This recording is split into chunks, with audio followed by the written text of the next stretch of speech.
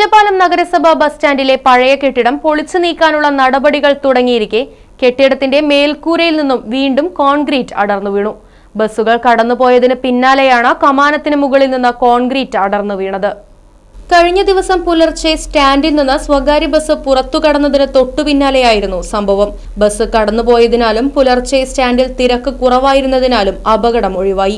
സ്റ്റാൻഡിനുള്ളിൽ നിന്ന് ബസ്സുകൾ കമാനത്തിലേക്ക് കയറുന്ന ഭാഗത്താണ് കോൺക്രീറ്റ് തകർന്ന് തുരുമ്പെടുത്ത ഇരുമ്പ് കമ്പികൾ പുറത്തു കാണുന്ന അവസ്ഥയുള്ളത്. മാസങ്ങൾക്ക് മുൻപും സമാനമായി കോൺക്രീറ്റ് അടർന്നു വീണിരുന്നു. കാലപ്പഴക്കത്തെ തുടർന്ന് ബലക്ഷയമുണ്ടെന്ന വിദഗ്ധ സംഘത്തിന്റെ റിപ്പോർട്ട് പരിഗണിച്ച് കെട്ടിടം പൊളിക്കാൻ കൗൺസിൽ തീരുമാനിച്ചിരുന്നു. ഒഴിയാനുള്ള നോട്ടീസ് ലഭിച്ചതിന് പിന്നാലെയാണ് ഒരു വിഭാഗം വ്യാപാരികൾ ഹൈക്കോടതിയെ സമീപിച്ചത്. ജനുവരി 10 വരെ തുടർ നടപടികൾ നിർത്തിവെക്കാൻ ഉത്തരവിട്ട കോടതി കെട്ടിടം പൊളിക്കാൻ പ്രേരിപ്പിച്ച രേഖകൾ ഹാജരാക്കാൻ നഗരസഭയോട് നിർദ്ദേശിച്ചിരുന്നു. ഇതിനിടെയാണ് കോൺക്രീറ്റ് അടർന്നു വീണ സാഹചര്യമുണ്ടായത്. Right vision news, Ottapalam. വാഹനങ്ങളുടെ പുക പരിശോധന നടത്തി പരിസ്ഥിതിയെ സംരക്ഷിക്കാം.